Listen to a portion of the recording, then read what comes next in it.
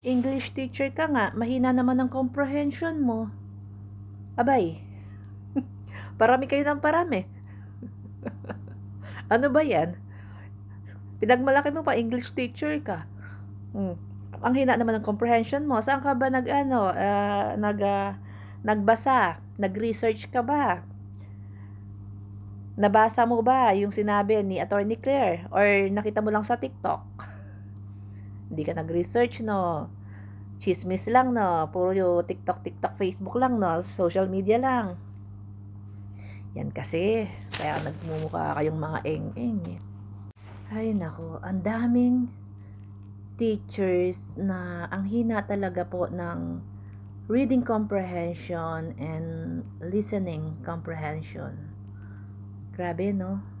Kaya hindi ka na magtataka kung bakit meron tayong crisis sa education.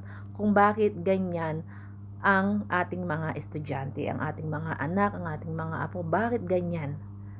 Dahil na rin po sa guro. Hindi nyo ba, kahit yung mga middle class na family, pinipilit nilang i-enroll ang kanilang mga anak sa mga private school. Doon kasi may kalidad ang pagtuturo at yung mismong guro ay talagang binabayaran ng eskwelahan ng private school dahil meron siyang kalidad sa pagtuturo. Ay nako, ano ba masasabi ko, 'di ba? English teacher daw pero mahina ang comprehension. Uulitin ko. Ang ginamit na pangungusap na salita ni Attorney Claire ay pantukoy. Pantukoy, pantangi.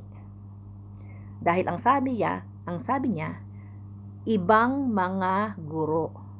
May mga ibang mga guro. So, ang ginamit niya is pantangi. Pantukoy.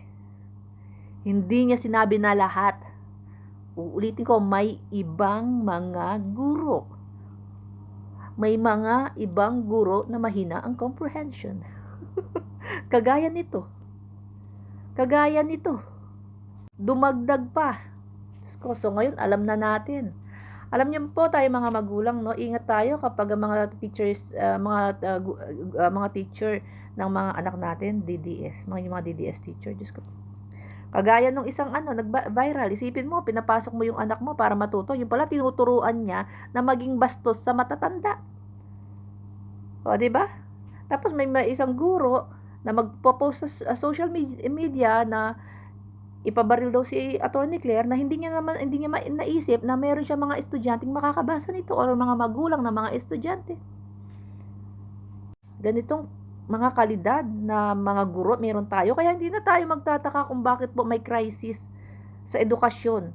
Ang pangunahing problema kasi natin ay ang kalidad ng mga guro meron tayo. Yun po ang totoo. Real talk tayo. Estudyante pa lang ako, alam ko na yan. Estudyante pa lang ako, alam ko na yan. Pag ang guro ko hindi marunong magturo, hirap akong matuto. Talagang kailangan kong umupo sa harapan para makafocus ako ng husto. Hindi problema ang bata eh. Kung magaling magturo at nakafocus, nagpe-pay ng attention ang guro. Hindi lang siya basta nagtuturo. Tinitignan niya kung sino ang estudyanteng mahina ang pick up. Mahina makaintindi. Ipa-prioritize niya yan. Bakit meron tayo mga classroom na lower section? Tapos ang nakalagay doon yung guro na lower level din, 'di ba? Tapos meron tayong mga higher section na ang mga guro is yung mga mas magaling magturo. May problema tayo. Aminin natin at hindi, may problema sa mga guro. Kailangan nila yata bumalik sa pagka-estudyante. Kasi kung magaling po ang nagtuturo, lalabas yan sa result ng grade ng estudyante. Tandaan nyo yan. Kapag magaling po ang nagtuturo, lalabas yan sa grades, sa result ng report card ng mga estudyante. At naniniwala ako dyan dahil naging estudyante po ako.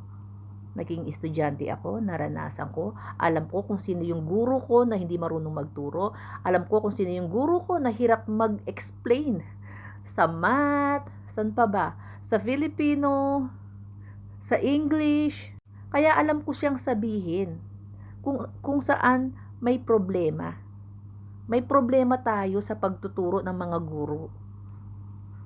Kulang po yung kalidad nila, yung kalidad ng pagtuturo nila. Kulang. Kaya nga yung iba talagang gumagastos po ng 100,000 yearly para lang mai-enroll nila yung mga anak nila sa mga private school, sa mga international school. Kasi iba ang kalidad ng pagtuturo doon. Iba rin ang kalidad ng mga guro doon. Gets nyo?